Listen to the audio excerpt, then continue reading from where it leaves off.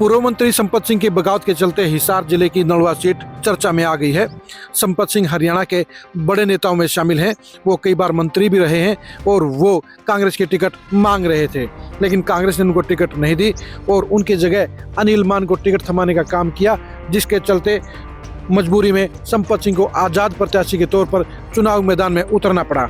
संपत सिंह के कारण नलवा के घमासान में क्या बदलाव आया है, कितने समीकरण बदले हैं और अब किस प्रत्याशी के क्या हालात हैं, ये जानने के लिए आज की ये खरी खबर जरूर सुनिए।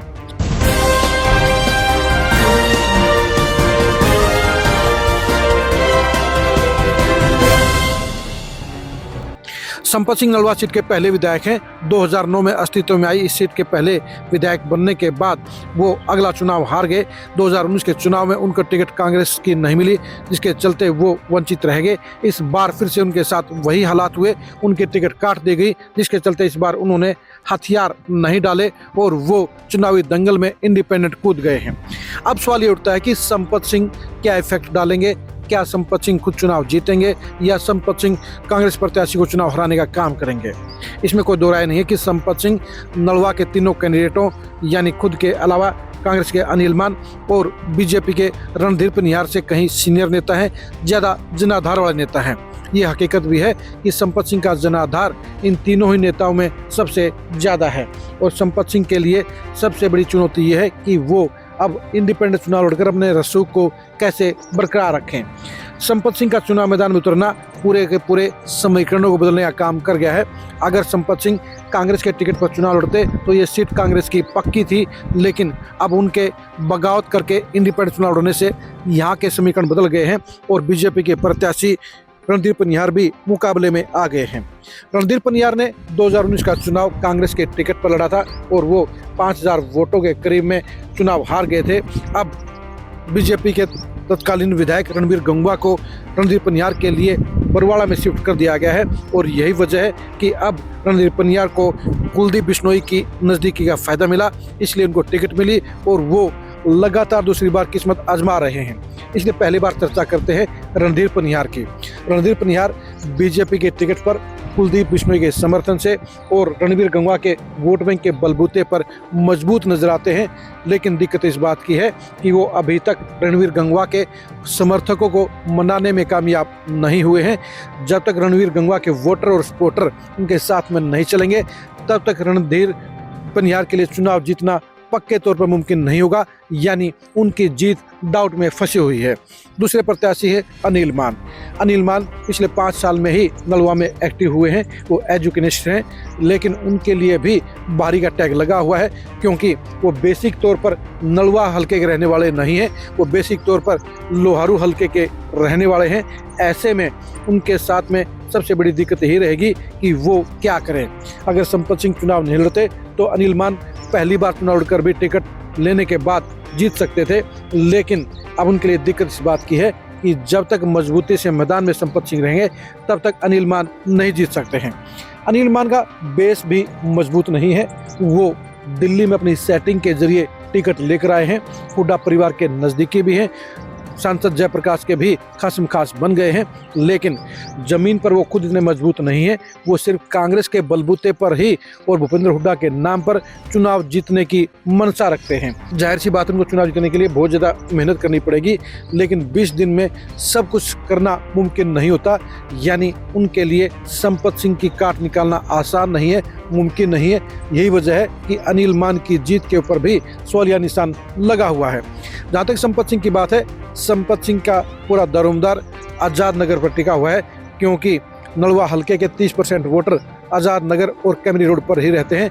इन दोनों ही इलाकों में संपत सिंह का मजबूत जनाधार है और संपत सिंह के लिए ये वोट बैंक डिसाइड करेगा कि वो चुनावी मुकाबले में रहेंगे या नहीं रहेंगे। यही वजह है कि संपत सिंह के लिए पूरा चुनाव ही आज़ाद नगर से होकर गुजरेगा। आज़ाद नगर में वो नंबर 1 रहे तो वो चुनाव के दौड़ में भी शामिल रहेंगे, और वो आज़ाद नगर में पिछड़ गए तो उनका चुनाव आज़ाद नगर की बाउंड्री के अंदर ही दम तोड़ देगा। यानी तीनों ही प्रत्याशियों के समीकरण साफ तौर पर बता रहे हैं कि संपत सिंह ही डिसाइडिंग फैक्टर हैं, संपत सिंह ही डिसाइडिंग पावर है और संपत सिंह ही तय करेंगे कि नलवा का विधायक इस बार कौन बनेगा।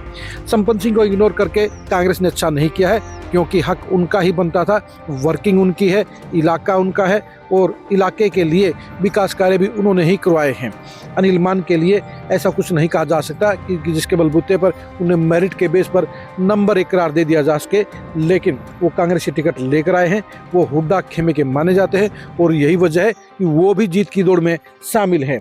लेकिन मैदानी हालात बता रहे हैं कि तीनों प्रत्याशियों में से अभी भी कोई सेफ नहीं है। आप खुद ही देख लीजिए कि तीनों प्रत्याशियों ने पिछले 2 दिन में अपना चुनाव प्रचार कैसे चलाया है।